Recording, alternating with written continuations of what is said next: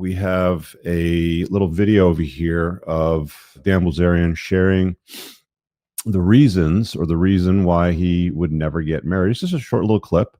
It's a lot of the stuff that I covered in my book, but we'll play it and we'll throw some commentary on this over here. Would you ever get married? That is less likely. As a gambler, betting half your net worth, you're going to love a chick forever. Usually a relationship is like two magnets. One magnet, if you get too close, the other magnet pushes away. Same way on the other side. If you've got one person that's a little bit more into the relationship with the other, which is usually the case, it's very rare that everybody's like equally in it. What happens is when you get locked in like that, now you have to ask the government permission to break up. The person that was less locked in sometimes feels more trapped. And then the person that's been trying really hard to keep that person that's maybe like above their fucking pay grade stops trying quite so hard. There's a little bit of animosity that builds up. When you're not married and the other person doesn't act right, your girl starts flirting with another dude, I'm fucking out the door, right? But if I'm married to this and now I got to get fucking permission from the government and give her half of my shit, I'm going to put up a little bit more flirting, right? But that's going to come with animosity.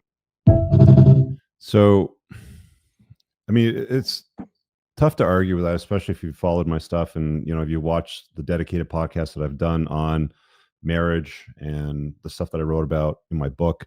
You don't even have to, by the way, get the book to read that chapter on marriage. It's pinned in an article on my X page here. Let me just quickly show you where to find it in case you ever want to go read it. But there's an article tab over here and I'm publishing. So this is straight out of my book, Why Smart Men Don't Marry. So you can click through that and you can read through. It's exactly what's in the book.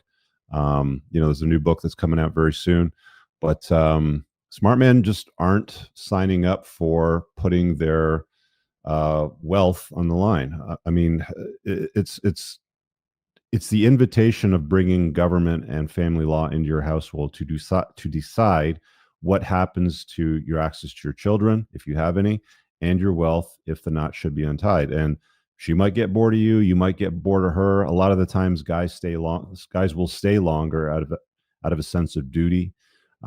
Generally, the one that makes more money than the other one will often put up with more crap just because they know that they're going to lose a lot in the untying of the knot.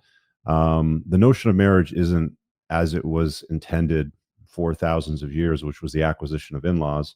You blend two families and, you have access to her family resources and she has access to your family resources. It really didn't have a lot to do with love. You go back to the old movies with like highborn, kings and royalty and stuff like that. And it's why they always tried to marry their sons and daughters off that way to other kingdoms to form these alliances. But, today it's like, I don't know if you know this, Mott, but the vast majority of women that are on the list of the richest people in the world, like the richest billionaires, vast majority of women on that list earn their wealth through divorce.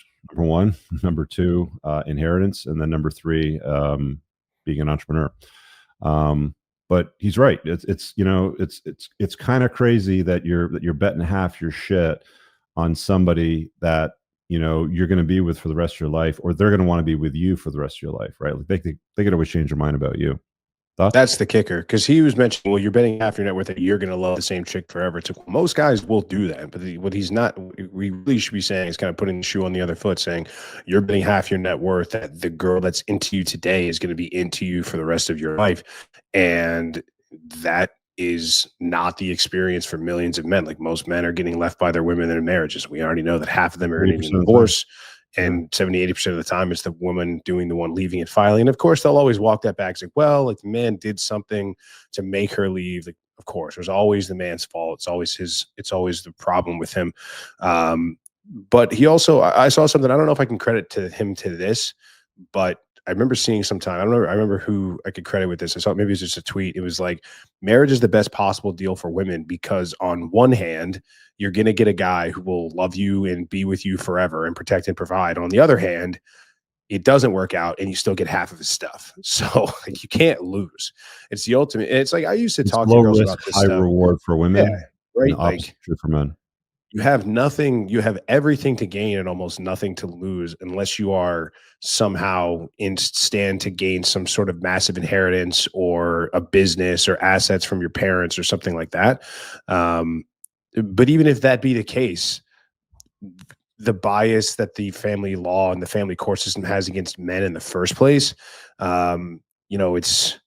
I don't know what those cases look like. I mean, I know there's women that have had to pay child support or pay alimony to less successful husbands.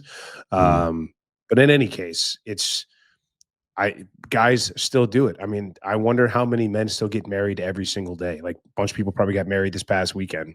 Oh yeah, more power to him. But yeah, it's a covering your ass thing. Like I remember I used to ask girls sometimes, like, well, why do you want to get married?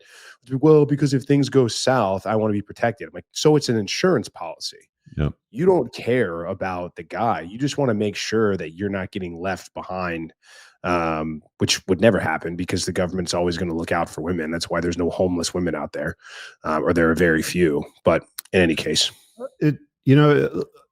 I kind of did some research on this a few months ago, and I did a video. But Deborah, like you just posted this here in the chat. She says, I love my husband. We've been together for 41 years, have 6 children. How old were you guys when you got married? If you can just let us know in the chat. I'm curious if it aligns with the data that I collected when I was surveying on the community page.